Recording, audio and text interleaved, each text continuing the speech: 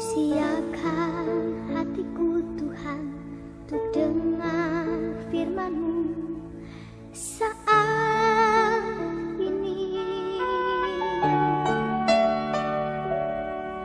Ku sujud menyembah-Mu Tuhan, masuk hadirat-Mu saat ini. Curahkan urapan-Mu Tuhan bagi jemaat-Mu saat ini. Ku siapkan hatiku Tuhan untuk dengar firman-Mu.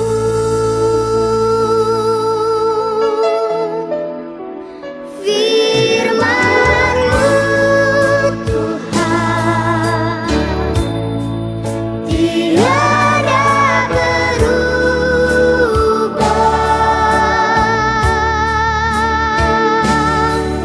dahulu sekarang selama-lamanya tiada berubah.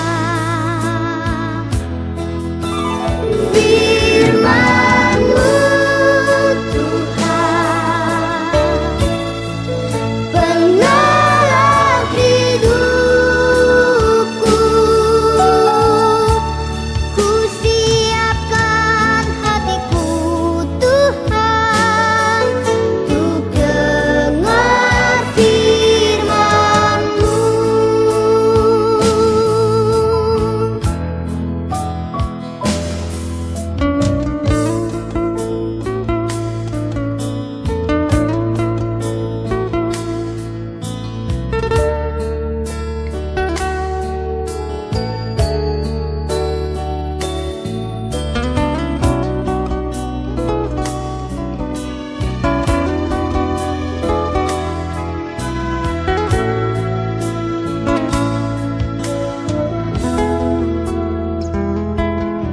Ku siapkan hatiku Tuhan untuk dengar firman-Mu saat ini.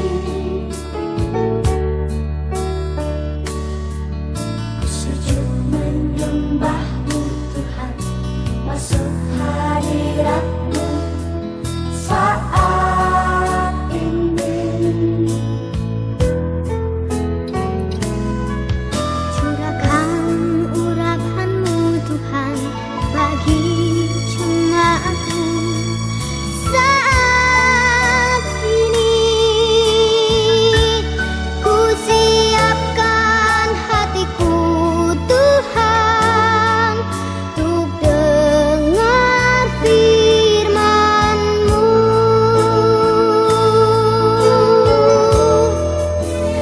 Firman-Mu Tuhan tiada berubah, dahulu sekarang selama-lamanya tiada berubah. Firman-Mu Tuhan penolong hidupku. Ku siapkan hatiku Tuhan untuk dengar firman-Mu. Ku siapkan hatiku Tuhan untuk dengar firman-Mu.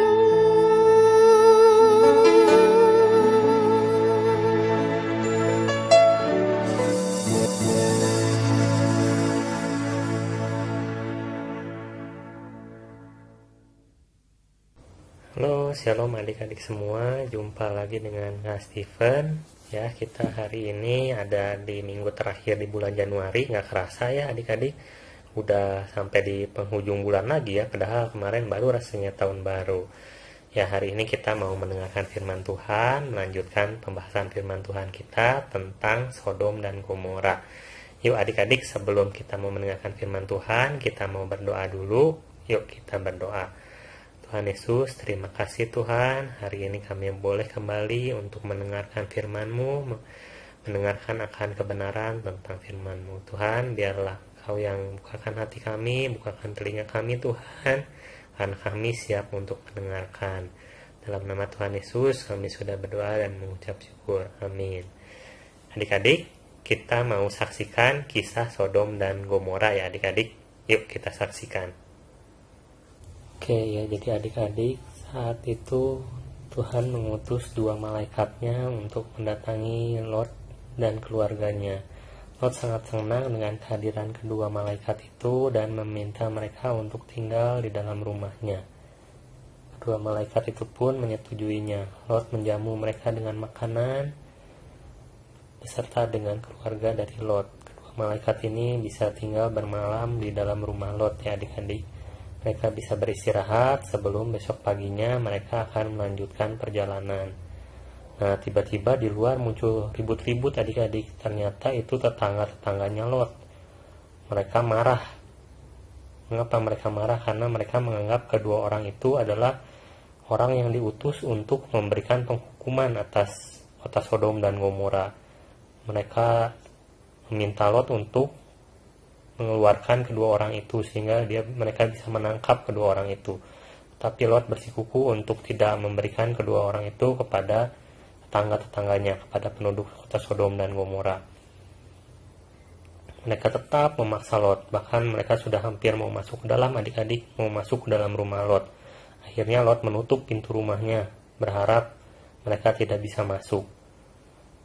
Berhentilah untuk melakukan tindakan jahat ini, saudara-saudara, kata Lot. Tetapi mereka tidak mendengarkan, dan kedua malaikat itu berkata, Lot, kamu tidak akan bisa menghadapi mereka, masuklah ke dalam. Akhirnya kedua malaikat itu menarik Lot ke dalam. Dan ketika itu juga orang-orang di luar dibutakannya oleh kedua malaikat itu sehingga tidak dapat melihat adik-adik. Mereka mencari-cari pintu tetapi mereka tidak dapat masuk ke dalam rumah Lot. Sehingga mereka aman di dalam rumah Lot beserta keluarga dan kedua malaikat itu. Dan kedua malaikat itu mengatakan, kalau kamu masih punya saudara atau masih punya keluarga yang ingin diselamatkan, ajaklah masuk ke dalam rumah ini. Karena besok pagi sekali kita akan berangkat. Kita akan pergi meninggalkan kota ini. Demikianlah kedua malaikat itu menjelaskan kepada Lot bahwa ayo ajak semua orang-orang, semua saudara, anak keluarga yang bisa diajak. Akhirnya Lot pun pergi keluar untuk mengunjungi kedua calon menantunya. Lot mengajak kedua menantunya untuk ikut supaya mereka bisa diselamatkan. Tetapi kedua calon menantunya ini menertawakan dia. Mereka menganggap, Lot cuma ngomong doang. Mana mungkin kita binasa, kita kan udah hidup enak, udah hidup sejahtera. Mereka tidak mau, mereka menertawakan Lot. Akhirnya Lot pun pulang, kembali ke rumahnya karena tidak berhasil menyelamatkan kedua calon menantunya.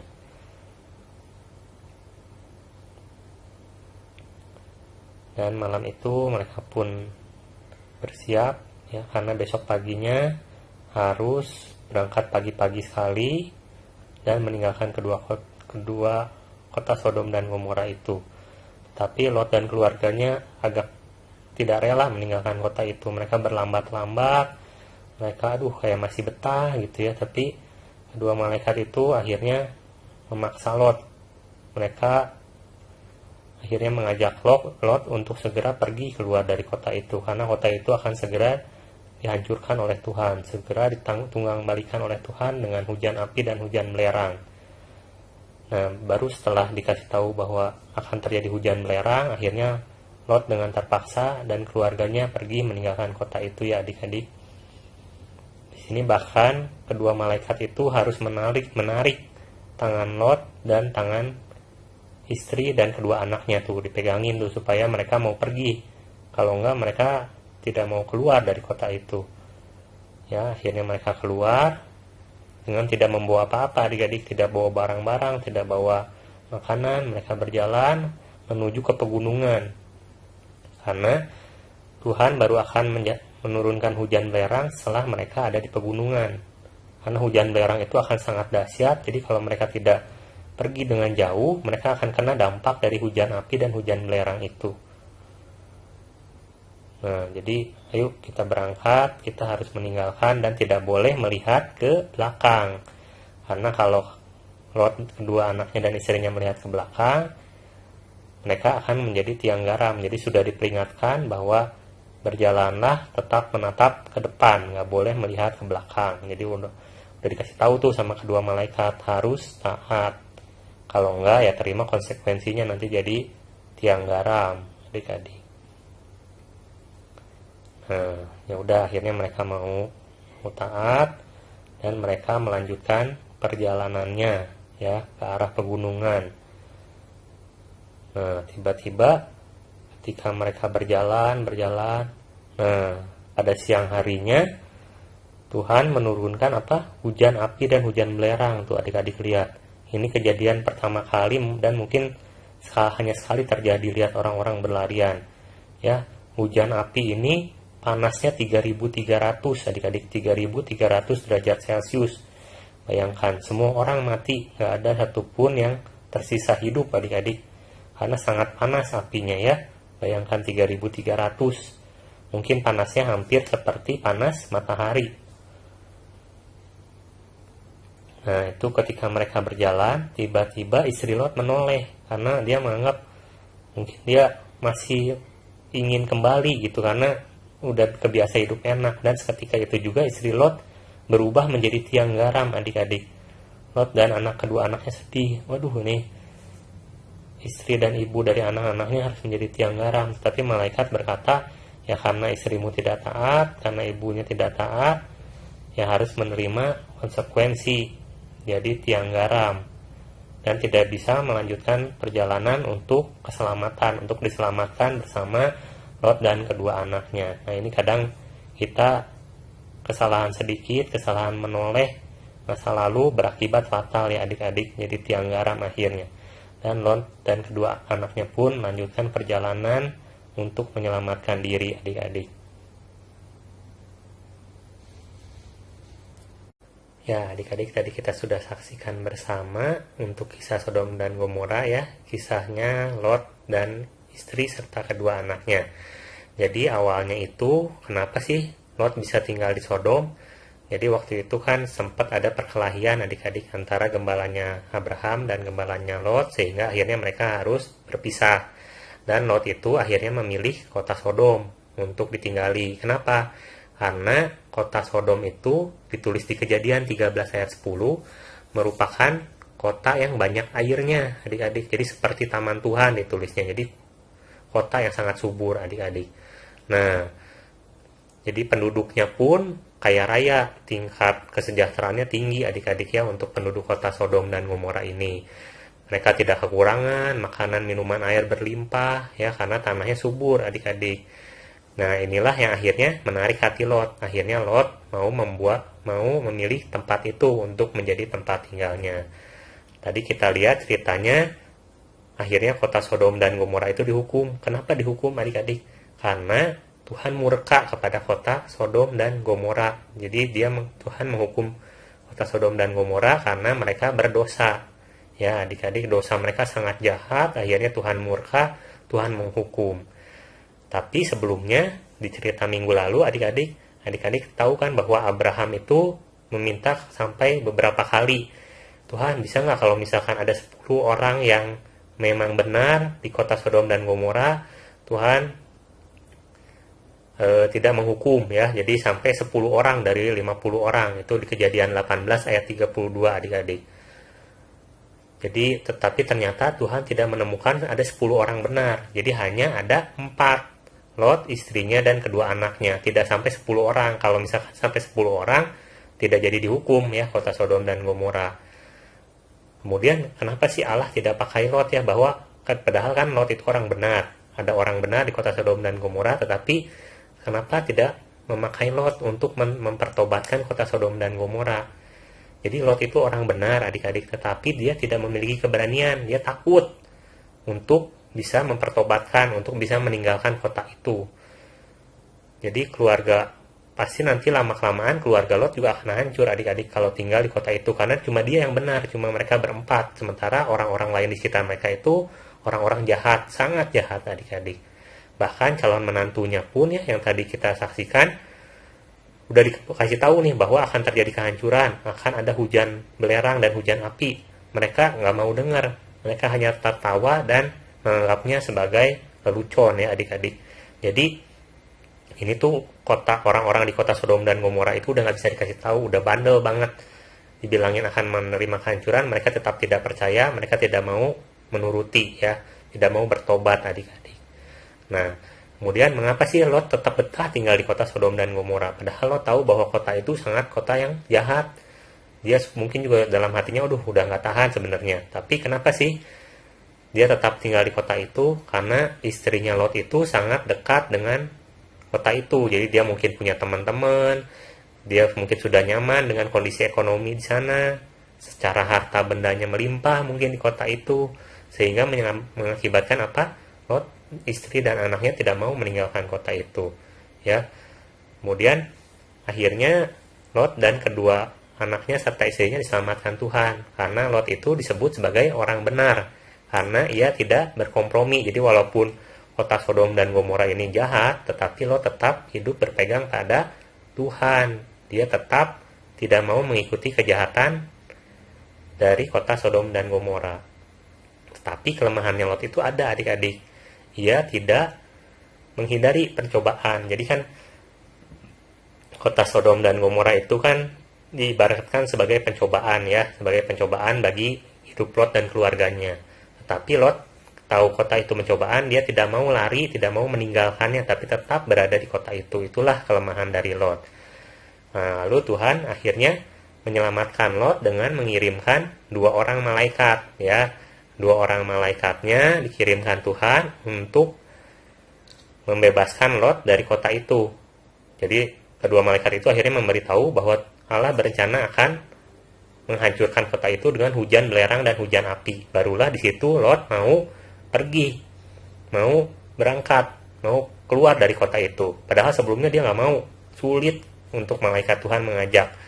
Nah, sama seperti kehidupan kita, kadang kehidupan kita tuh harus dikasih dulu hukuman, dikasih dulu, tahu bakal kejadian kayak gini, baru kita mau nurut.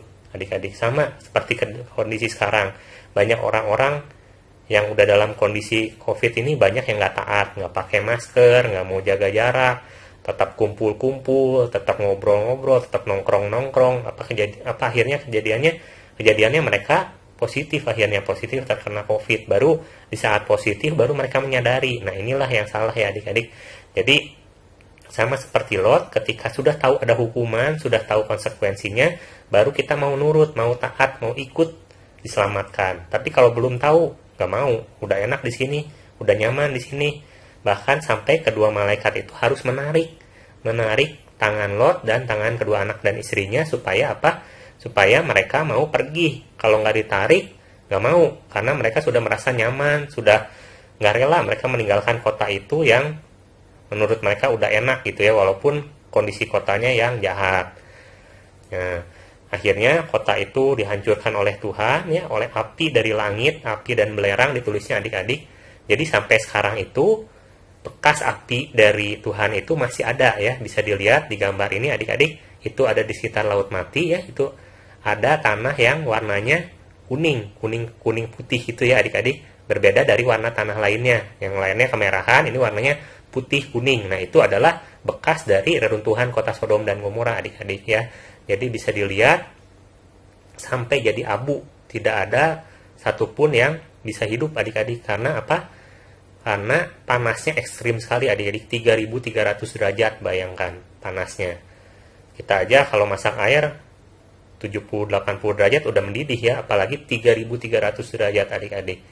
Di situ juga ditemukan adanya bola-bola belerang adik-adik ya. Ini contoh bola belerangnya yang ditemukan di kota Sodom dan Gomora. Bola belerang ini ada di dalam tembok adik-adik. Jadi kalau di dalam tembok adik-adik bisa bayangkan itu hujannya itu seperti meteor adik-adik jatuhnya, jadi kenceng banget. Sampai tembok aja nembus adik-adik. Ya, jadi bayangkan, dan belerang ini beda, adik-adik lihat bedanya ya, warna kuning sama warna putih. Jadi kalau belerang yang kita ketemukan di pegunungan, kalau kita main ke gunung, itu biasa ada bau tidak sedap, bau belerang, nah warnanya kuning gini. Ini kandungan belerangnya 40%. Nah, yang putih itu belerangnya kandungannya 98%, dan di dunia ini nggak pernah ditemukan belerang seperti warna putih ini, adik-adik. Jadi memang benar ya bahwa belerang ini, belerang berapi ini Tuhan yang turunkan, Tuhan yang lemparkan untuk menghancurkan kota Sodom dan Gomora.